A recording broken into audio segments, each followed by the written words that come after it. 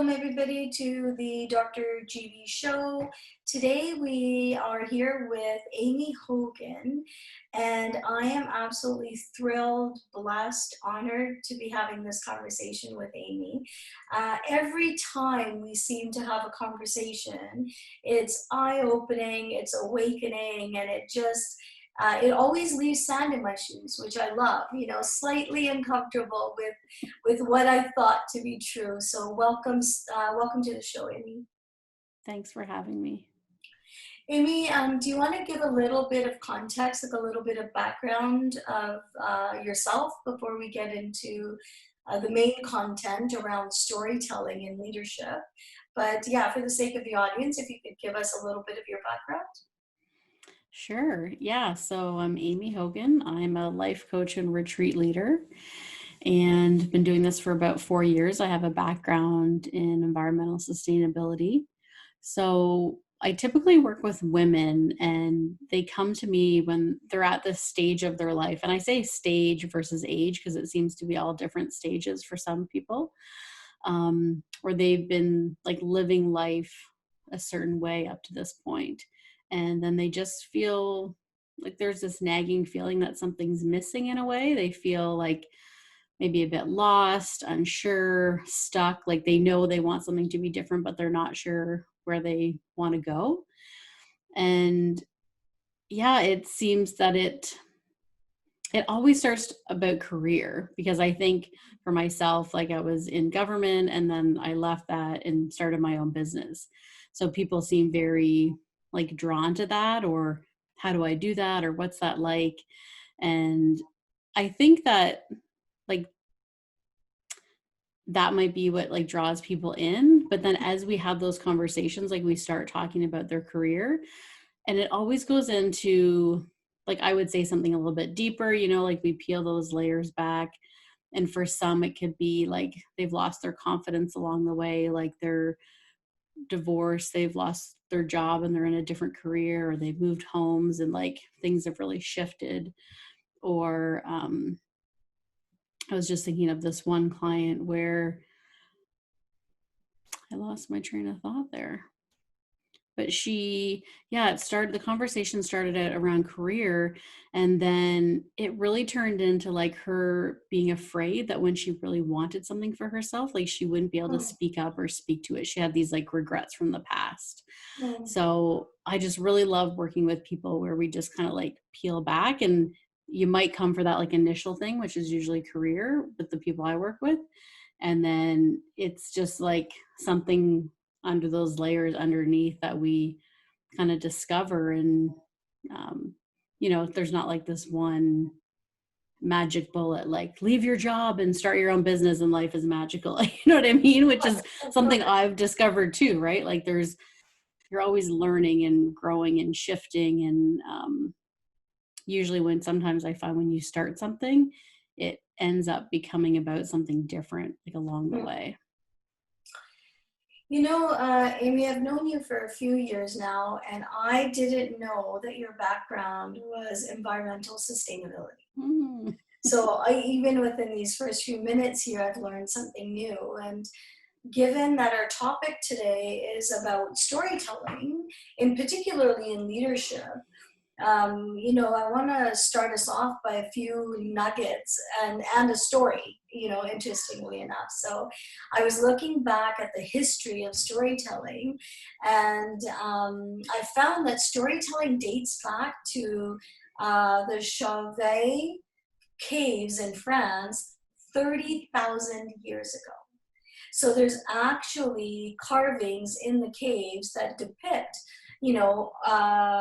artists, displaying, different art forms in these cave walls. And then, of course, the Egyptian times, 5,000 years ago, where it moved into more symbols and sounds and that kind of stuff. And then, so the progression of storytelling is fascinating.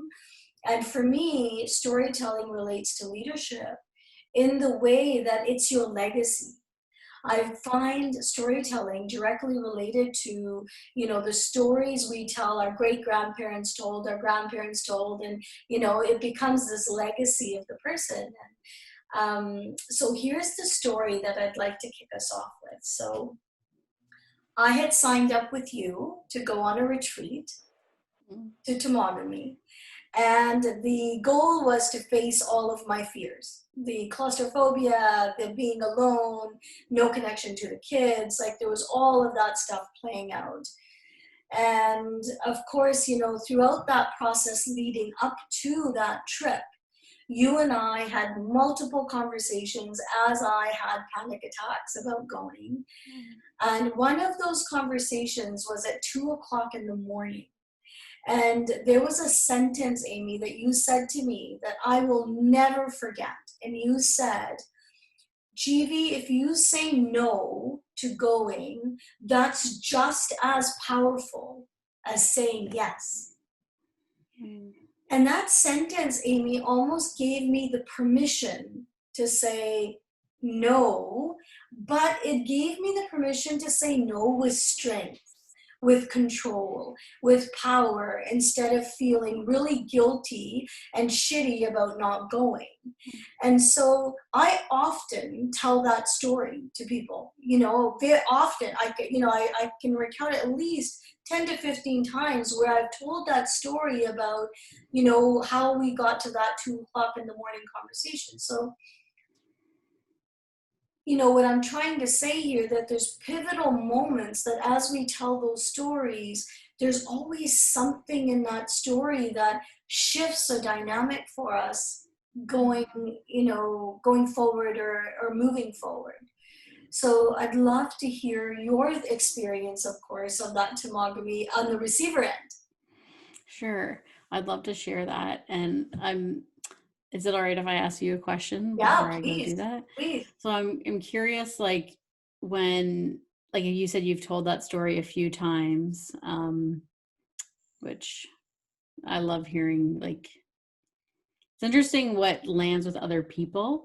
Like I don't even necessarily remember saying that. So it's so neat what lands, which I think is so important too. Like we never know how what we say impacts people, and how we carry it with us.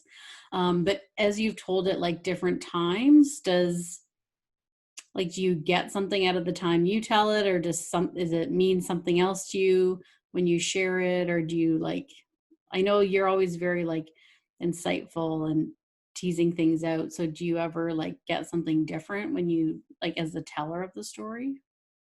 Oh, interesting question. I don't know if I get anything different out of it, because for me, it almost is like a booster injection of the pride of saying no, right? It's like every time I tell that story, it's like that booster of, that essence of really living into the no. But I think what happens, Amy, is every time I tell the story, I think the receiver receives it differently. Right? Because the receiver, some receivers have received it from the perspective of the fear that I was dealing with and the anxiety I was dealing with of getting into the floater plane, being in the canoe and all of those things. And some people don't understand that, because to them that's normal, getting into a float plane, getting into a canoe. It's like, okay, that part of the story wasn't relevant. But what was relevant was this person who was, talking to you 2 weeks before every time you panicked and walking and coaching you through that. So some people take that aspect of the story, and some people take the really living into, what does living into no mean for them? So I would say the receiving end is different. For me, it's just like a booster injection every time. Love that. So good. Yeah, so tell me a little bit about, actually, you know what? I'm going to ask you just what's in my heart, because I can't let this go. So environmental sustainability. Right. And here we are talking about storytelling. Is there a connection?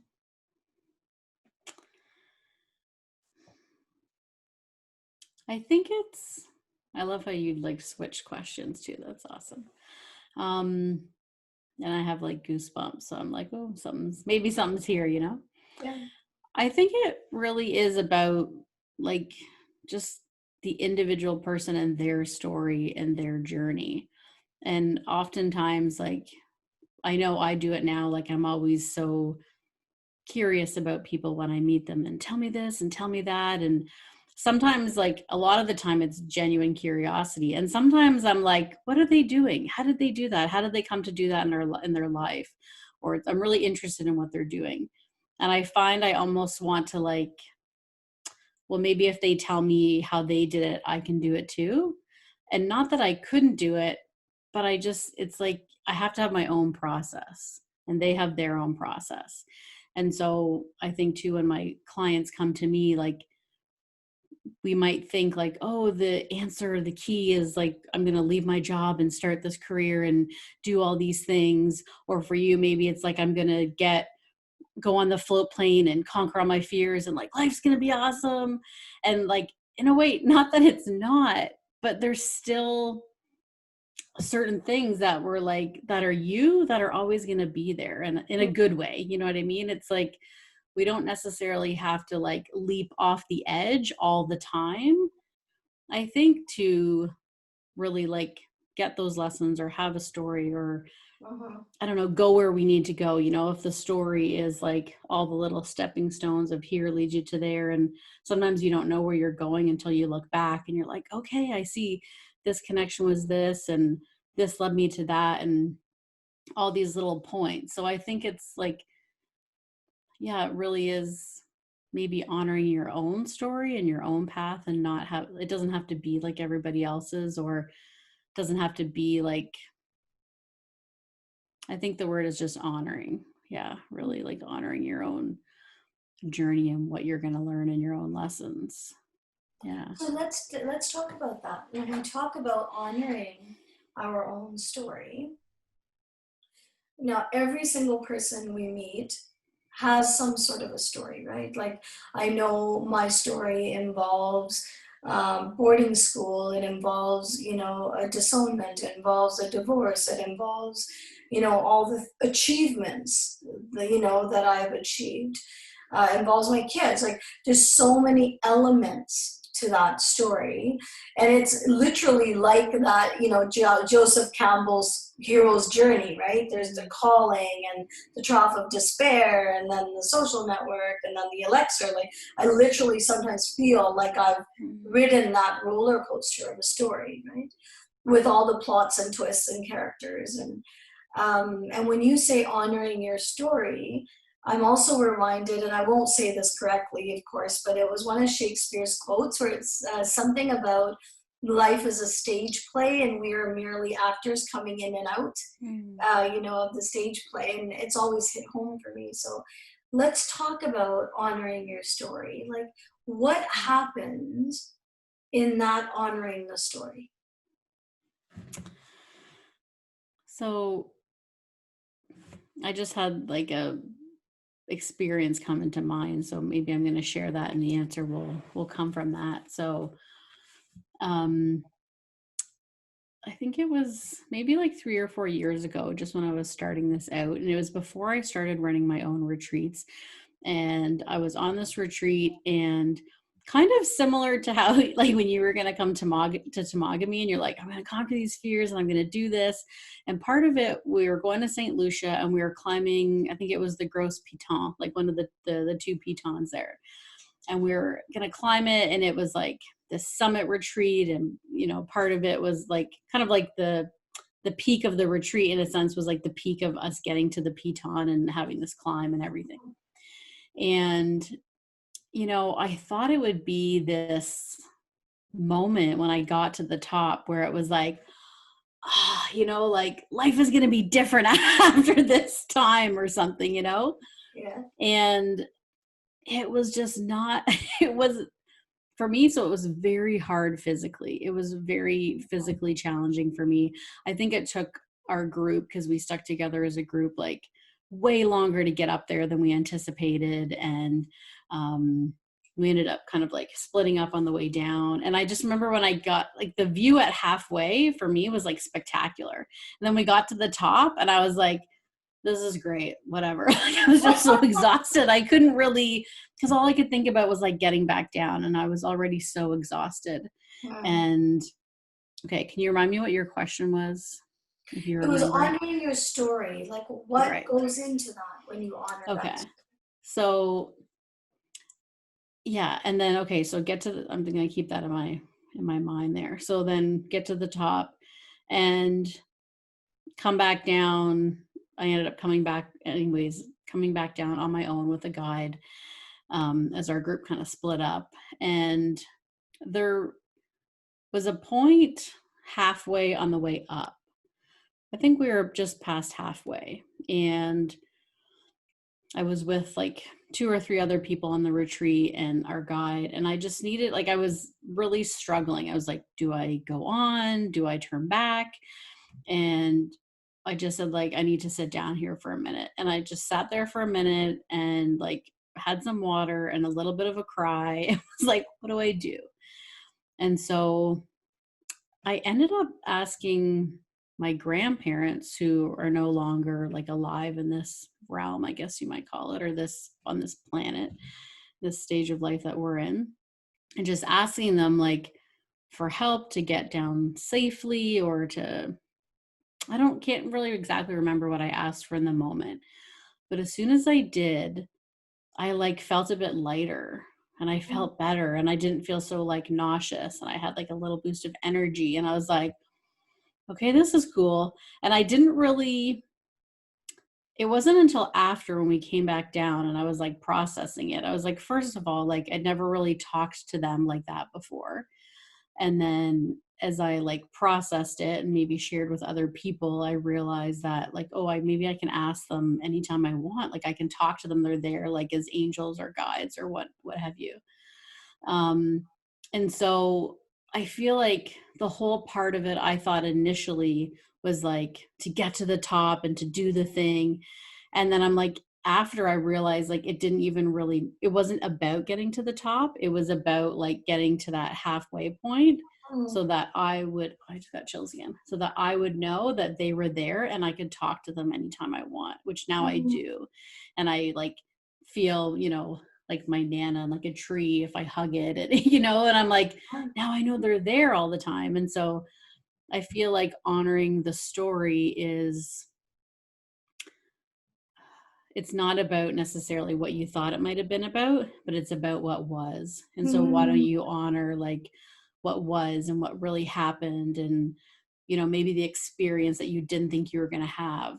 And maybe even for you, like maybe there was something in that no that you got, that you like, maybe you thought it was about coming and getting the float plane, but it was about the no and the power that comes. So like, yeah, I just feel like it is about like the honoring what was and what Mm. is and what you got out of it, not what you thought maybe it had to be. And sometimes that's where the magic is.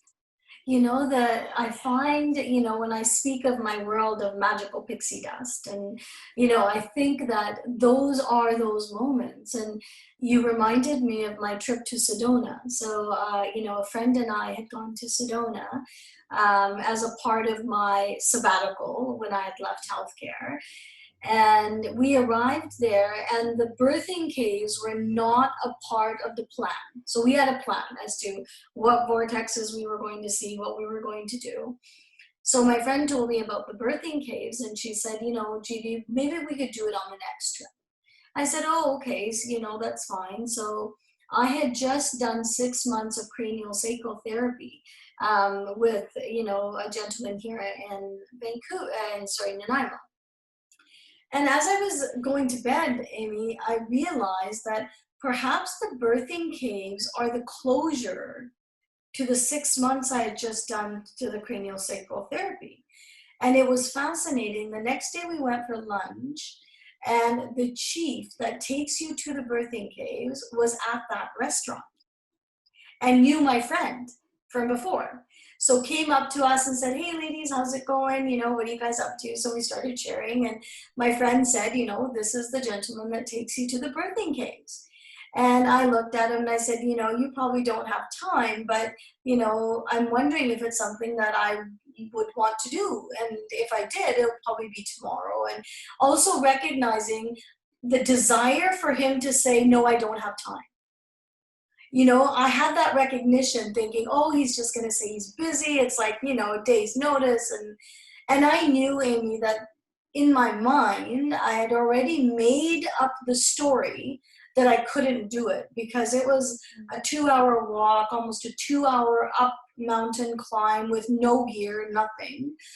And at that, with my neuropathy and all that kind of stuff, I thought there's no way I'm going to make it through the desert, 2 hours flat and 2 hours climb.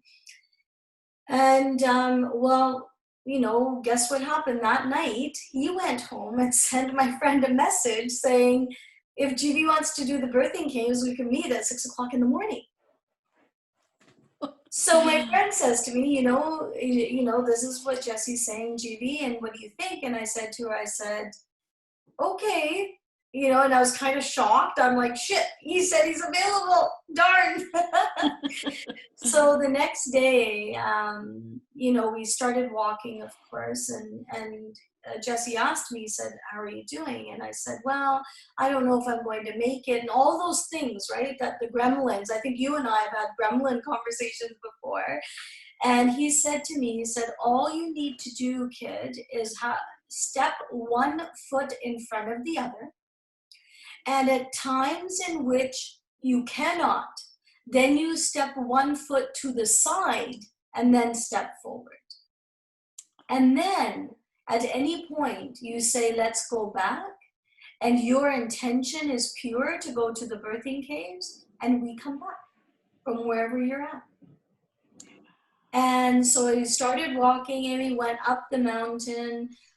We got to the halfway point, and much like you, I was bawling. I was like, I can't do this. This is crazy. What was I thinking? And I remember saying to Jesse, I said, what were you thinking? And he was, it was just so beautiful. My friend stayed at that middle point, and she started drumming. And in the mountains, when you drum, it is crazy echoes, right? And so she started drumming, and she's a shamanic healer. And Jesse and I started walking up the rest of the mountain, and we got to the top point, and the ledge was like really, really, the width was really small. And so I sat down on the ledge because the birthing cave was behind me. And I sat down, and Jesse was sitting beside me, and he said, okay, what are we doing? And at this point, I was bawling. I was physically done. I was done, much like you are sharing in your stories, absolutely done. And I looked at him and I said, what the hell were you thinking? And lots of other swear words came out of my mouth. And as I was saying them, Amy, the mountains echoed them back to me. So every time I swore, you would hear the swear word come back. And Jesse he didn't say a word. He just sat there and played the flute. Didn't even acknowledge what I was saying. And I think it must have been at least 20 minutes, Amy, that I sat on that ledge. And then I remember just looking over at him, and I said, I'm going to turn around. And he said, okay. And he put his flute away, and he said, if you are going to turn around, you have to surrender to my voice. So you have to put your foot exactly where I'm telling you to. And you have to move in the way that I'm telling you to. So I said, okay. And then as I got up, we turned around, I got into the birthing cave. And as you said, as I sat there, I felt being pushed out of the cave. Like I had that experience. Jesse, of course, had the birthing experience of birthing me and all of that beautiful stuff. And then Jesse looked at me, he says, okay, 2 ways down the mountain. You can go back exactly the way you came, or you can crab crawl down the mountain. And I said, okay, well, we're going to crab crawl down the mountain. And he said, you're insane. He says, very few people say that. Normally people say we're just going to walk. I'm like, nope, we're getting off this mountain now. But I loved what you said about the story was about the was. like what actually happened. And, that sentence of one foot in front of the other, and sometimes you have to step sideways to go forward. I will never forget that sentence. When he asked me to surrender into his voice and let go, I will never forget that. So you're absolutely right. The story is about every step of that journey rather than the getting to the top of the mountain, getting into the birthing cave. It's not about that.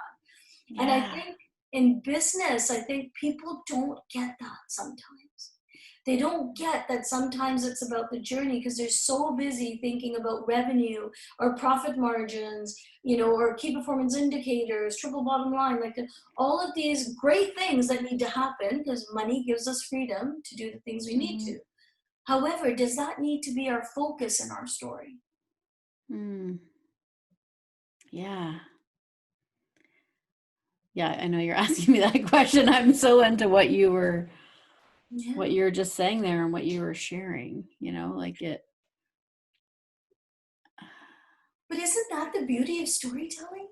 Right there is you can share a story, I can share a story, and then there's this silence, there's this quiet of the heart, or there's a breathing space where the space doesn't have to be filled.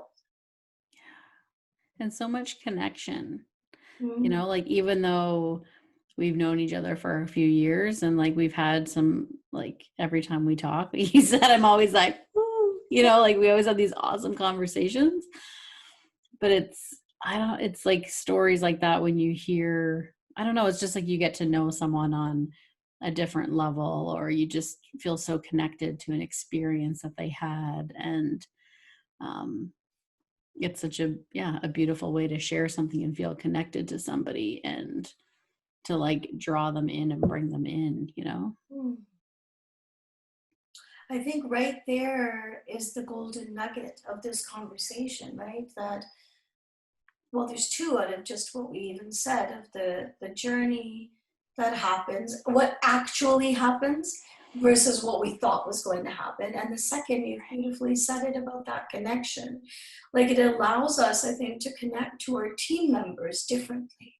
If we're sharing our story and we're hearing theirs, there's a different level of connection between a leader and a team member. Yeah. And like listening, just to listen, to know that you don't have to like respond or, like you said, like fill the space, like just to listen to that person's story, just to listen to them.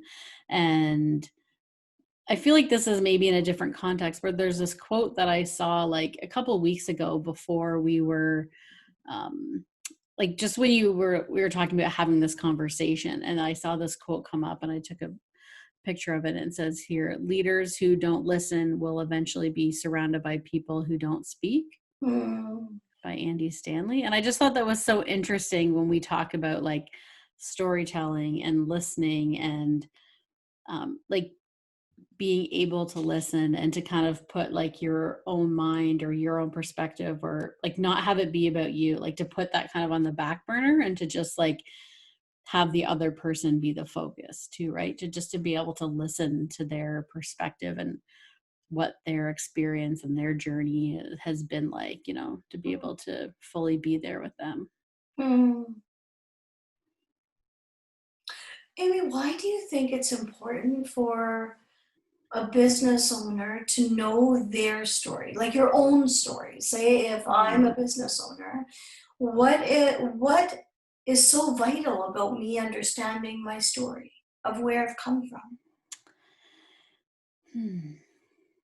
Well, I think part of it is if you want to either work with people or like draw people to you, I feel like people are definitely drawn to stories, right? Like I don't look at someone I'm looking to work with and be like, oh, what are her packages and how much are they? Like I always go to the story page. I'm like, what's her story or his story? Like what's their deal? Like where have they been in life? What's happening to them? Or, and I might read a sentence or a couple words and be like, oh my God, like that is so me. And I know I just feel like drawn to that person, or I know that we can like relate and connect on some level. So I feel like as a business owner, like knowing your story or be able to share your experiences in these stories has people like come to me, or like we're just like drawn together or connected in a certain way. So I just feel like it connects you with the people that you're supposed to connect with. Mm, I Mhm. love that. I love that. Um, can we go back to the word honor? Yeah. I just want to talk about that word for a minute because it's not a word that's used as frequently lately, right? Lately, I mean a few decades, but I know there was a point at which the word honor was actually even just your word, right? Like even when we look at the history of storytelling alone, from the art depictions to symbols to oral storytelling to words, and now even through social media and all that kind of stuff. And honor at one point was kind of a handshake honor, right? Like, Mm. I am honored to do this, or, my honor is based on my handshake versus even something coming out of my mouth. And when we say honor our story, let's dive into the word honor, because if we understand honor, then I think we can better understand what it means to honor the story itself, Mm. right? Mm-hmm. So, what does the word honor mean to you? Hmm. For me, it's like treating it with some level of like respect or reverence, or if it's even holding some care for it.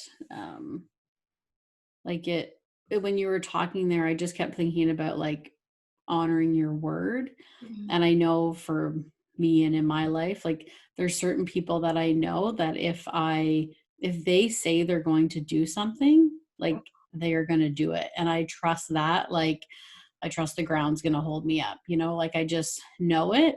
And Mhm. I think there's something like so special about like being able to trust somebody that much that like that they honor their word. And I remember my coach training, they talked about like use your word as like treat it like platinum, not like tinfoil. You know what I mean? Like really, yeah, with just that like respect and reverence and honoring of like what you say. And it kind of goes back to even what we were talking about at the start, like when I said that thing to you, like that really landed.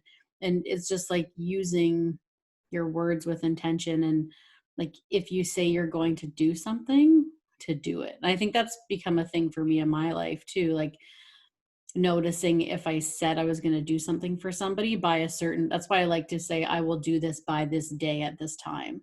And Mhm. I know that like, okay, I said I'm going to do this. So I'm either going to do it, or if I'm not, I'm going to tell them, hey, I said this, but this is what's happening and I will do it by this. And then I do it by then. Mhm. Like, I just don't like the open-endedness. I love the being able to like the honor and the trust. And yeah, I really feel like it builds a trust with Mhm. that person. And maybe even like if you honor your own story and kind of like respecting, like the what was and that experience, like I feel like it builds a little bit of trust for sure in yourself, because then it's like if the experience didn't go maybe the way you thought, like I do always trust that it's going to happen the way it's meant to happen. Mhm. And that takes a lot of bravery, like to be able to trust that what is happening is exactly the way it is meant to happen. I think takes courage, and it takes a really is a person that's really strong in their core and they're centered and they're grounded. um, because for me, honoring your story, all of those things of respect and trust and accountability, and to me it also means that I recognize that the story that happened was going to happen exactly in that way, but there's a gratitude towards it, even to Oh, all the shitty parts of it, like there's I am thankful that A, B, C, D, and E happen in that way. And I honor each one of those milestones because it has created who I am today. And actually is a part of the elixir that I now bring to the world. Because if those hadn't happened, those scenarios didn't have happened, because I think situations happen to everybody, right? The storyline is there for everyone. I think it's how we look at the story and leverage the story to be able to create the honor part of it. Because I don't think that's easy, Amy. Like to honor your story, as simple as those words are, there's a really deep complexity to that.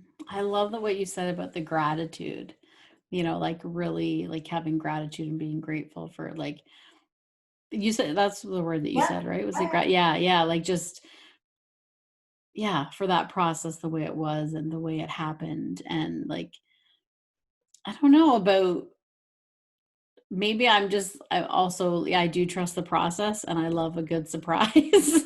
But I find when it doesn't go maybe the way I thought, like there's usually something like way better in there than you could have imagined before. So like you said, like imagine your life if it didn't happen that way or didn't come that way. Like I think about what if I just got to the top and woohoo, it was great.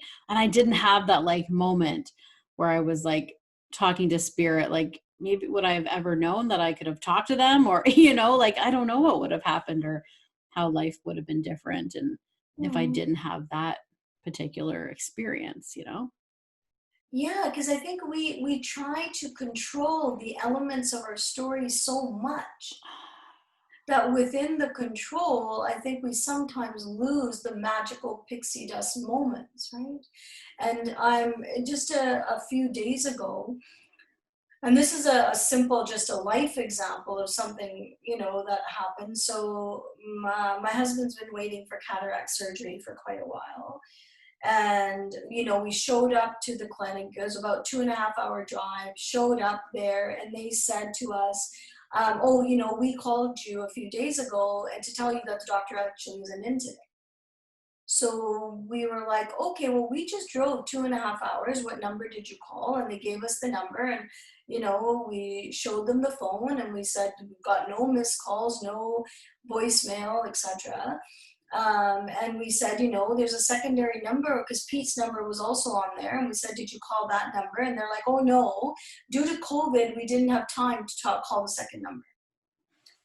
So we're standing there. Amy, I wasn't pissed off at the rescheduling because life happens, right? I get that.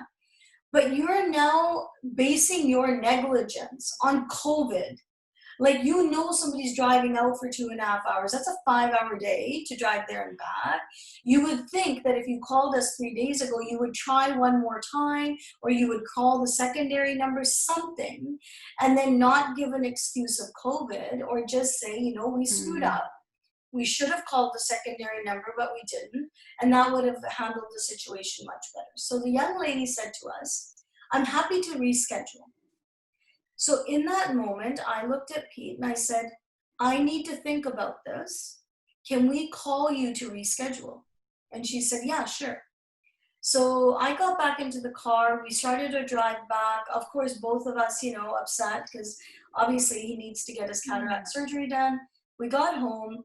I was still so upset. I did a Facebook post about it to say, we have to stop using COVID as an excuse for our unorganization or chaos or negligence and yada, yada, yada.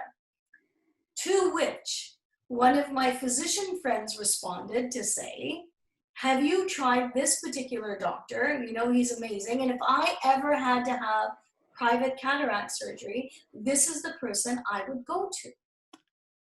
So from there, we then scheduled an appointment with this other physician, whom now we are going to go see for the consult. And Amy, that entire scenario, if we were still sitting in the rut of victimhood, because we lost control there in that moment of, we can't do it here, yada, yada, yada.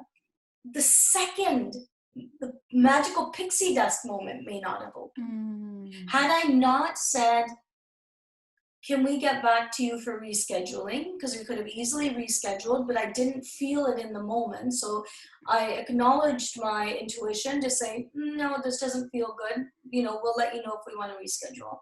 Now, if I had come back and not done that post on Facebook, this person would not have responded. We would have not scheduled this appointment with this other doctor, who even right from the beginning has been absolutely amazing customer service. So interesting, because I saw that post too that you had. Yeah. So like, what had you, so first of all, I love that you, yeah, like you left space and then that's what came. So what had you like share that story? Like, were you mad about it? Like when you did the post on Facebook? I was angry, I was frustrated, and and I felt helpless. I felt that we have this cataract surgery, so that's the goal. I have to get it done. And I felt like I was controlled by the system. So it's like, okay, well, my only option now is to reschedule with the very people who I feel were negligent, in their customer service. Is not my only option. So I was feeling helpless. I was feeling frustrated. I was feeling angry. And it wasn't at someone. It was even a generalized statement, a generalized story around why are we using COVID as an excuse? So yeah, when you asked me that question, it was probably three of those things: was frustration, anger, and helplessness. I love that when we like put stuff out there and don't excuse me, necessarily like censor it per se, or it could be a more, maybe not a vulnerable moment, but we're kind of just like opening, like I feel like it's just like an opening and we're just like, here's the share. Like I love what comes back from that. And I feel like it's like what you said, it's just in a sense trusting that process, that like what is supposed to happen is going to happen. Because I had a similar experience where I posted something on Facebook too, actually years ago, and asking for support or help in a certain area. And I feel like if I was too embarrassed, or like if I just didn't want to be like, yeah, seen as asking for help or whatnot, like I would have missed out on so many things. Because in that post, I actually got connected to the woman that I first learned about retreats from, that I actually went on the Piton retreat in St. Lucia. I met the other woman that she connected with me and we did something together in Costa Rica. So I feel like it's, I don't know. I know we talked before about having like a little bit of humbleness or humility, but I love it's like if we can just kind of get over ourselves enough, like other people don't view it the same way. I feel like people will want to help, like your person who reached out to you, like there's usually somebody I feel like who's like, oh, that's too bad. And what about this? Like people are willing to help, when they hear what's happening. And I love it's just like that openness of accepting what might come. And again, Amy, it comes down to the essence of the story. It's about the story, right? Like, well, you've seen my venting post that I'm like, okay, I'm going to vent here. It's up to you if you want to read it. But that raw vulnerability in the truth, I think, people perceive that as weakness. And yet I find it to be quite the contrary. It shows that we are humans first, and that we are going to go through shitty days and such, shitty situations, but it's what we make of it that matters in that story. Amy, I'm reminded of another topic now as we're saying this, and this is going to sound maybe a little bit cliche, but it's about the essence of communication. I find it interesting that in elementary school and high school, we don't teach a course on communication, which I find is the most fundamental aspect of being a human being. Like how we communicate, whether it's through visuals, whether it's, auditory, whether it's through written word. I find that that ability to tell a story in that raw vulnerability, to be able to share your emotions, to be able to put the truth on the table for everybody to see. And yet, we're not taught the basic essence of communication, like the actual fundamentals of how we talk to each other. Totally. And I feel like it's about like how like relating to people and being able to relate and to like look people in the eye and like, yeah, just that's just what came out for me a lot when you were speaking, was that like relationship and how we relate to each other. And I find, yeah, a lot of time is spent, looking down and doing this, on our phones or whatnot. And to even just like be with somebody and to look at them, like how often do you even do that in your life? Maybe Mm, you might do that with the people that you live with. Maybe you might not. Maybe you're passing, you don't have dinner together or whatnot. Like, it's like we don't necessarily even like slow down and just like look at each other. And I remember doing this at like a conference and it was so uncomfortable. It's like, okay, now look in the person's left eye. And I was like, oh, this is like, you just feel like you're sitting there naked almost, yeah. like to just be able to just like look at each other, Mm, and I wonder if it's first, maybe it is like looking at them. You wonder, like, what are they thinking about me? yeah. Or like, what are they seeing when they look at me? Like, you feel Yeah. almost very exposed. And I feel like that, yeah, just like that openness, that being so exposed. And if Mm, you like allow yourself to be that way a little bit, like what might come from that? mm. Yeah. And Amy, now that you remind me of that eye, looking into the eye, I found when I did that exercise that words become irrelevant. You can actually feel and sense the other person. Like there's no, like literally I wouldn't need words. I wouldn't need somebody to tell me their story, because the story is depicted through the through the gaze, through the Mm. gaze. And I found that fascinating. It was like I knew that person, and I'd never known their name. I'd never met that person, and yet 5 minutes of eye to eye contact, I felt like I knew them as a person. I feel like it's brought like so many different emotions for me. Like some, it's like a real like a rawness, a sadness, like despair. And other people, it's been like overwhelming love. And with other people, it's been this like just a lot of like juicy like sensuality. You know what I mean? Like just the like, yeah, like it's just so interesting what can come when you just like allow yourself to be seen and you're with someone else that allows you to Mm. be seen. And like you said, you don't have to say anything. Like almost words would ruin it in a sense, it's just that like that connection. And maybe there's something in like, yeah, I'm just thinking about tying that back to storytelling in a sense too. Like Mm. it,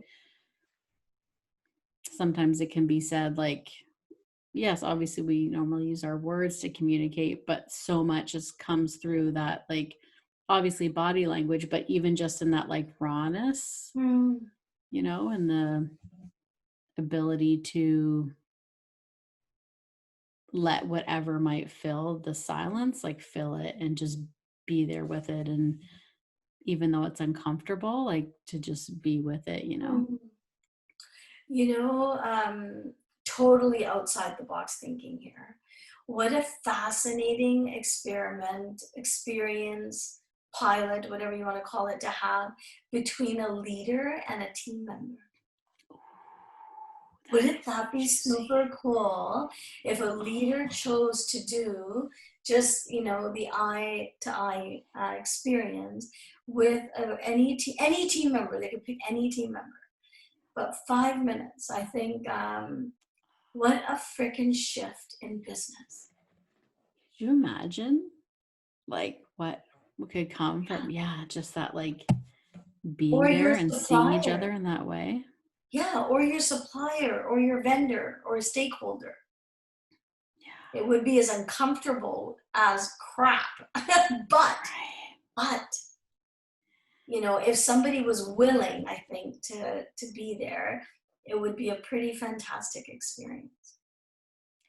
And I think like, okay, if I'm like providing a service to somebody and to that somebody, like we had that like moment together, like, I'm serving that person first. You know what I mean? Like I would, Yeah. like, you don't know what it would have people do because there's that like level of relationship there and that level of like unspoken communication. Yeah. And, I just feel like it would like raise up the level of service Hmm. that's being provided, Yeah.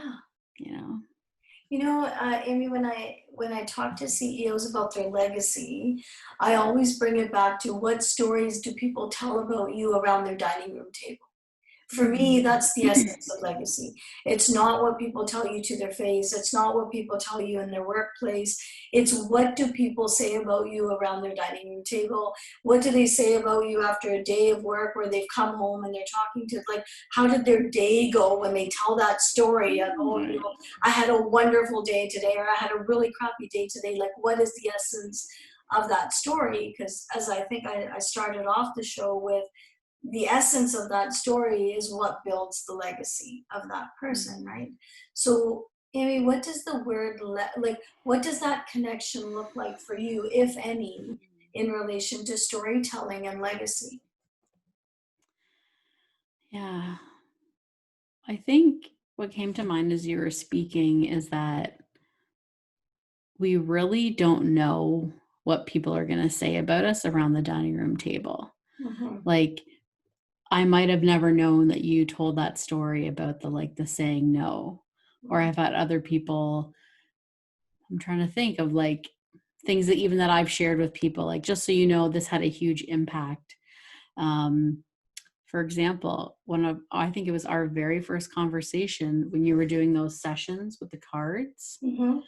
and you shared with me that because something had come up and I was really frustrated. I was like, why is this coming up? Like, I've already dealt with this. It was in the past. Like, I want it to be done.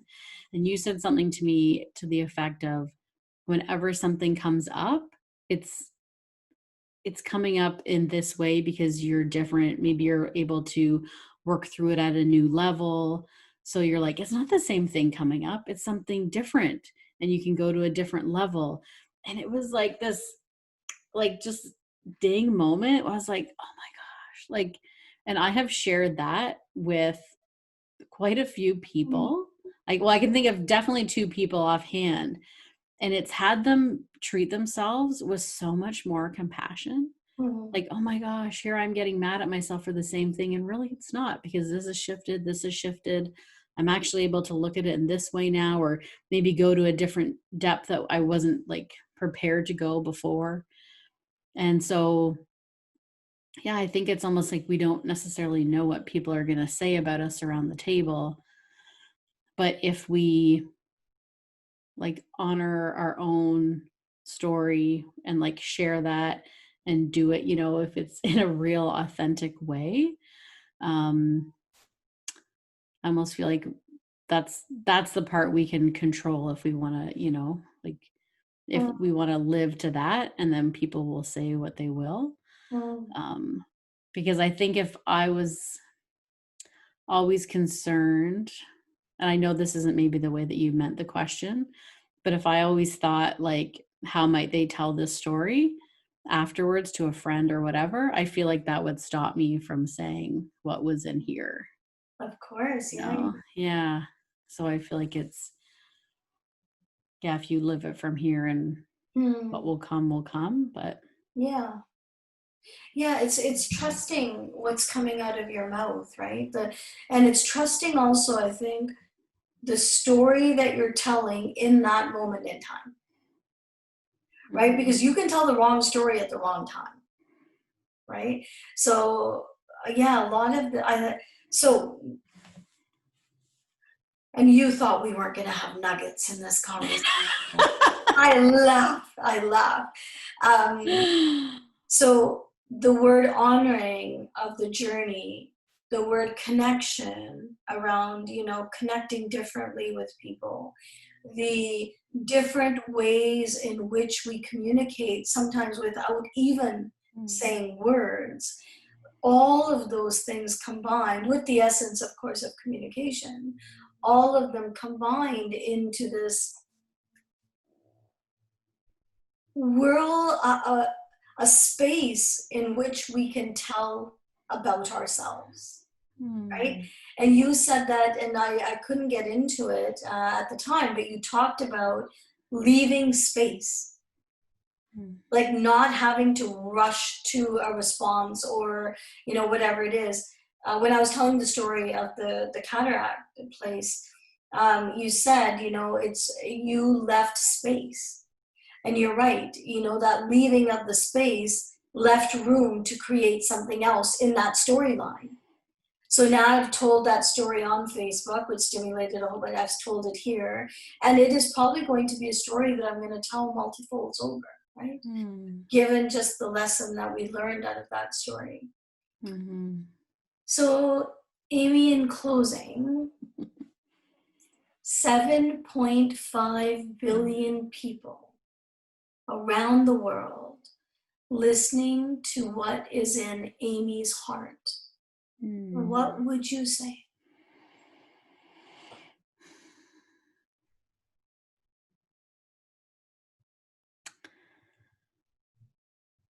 I want to say that you, whoever you are out there, like, you matter. That you are valued just by like being you and being here on this planet in this time in this space.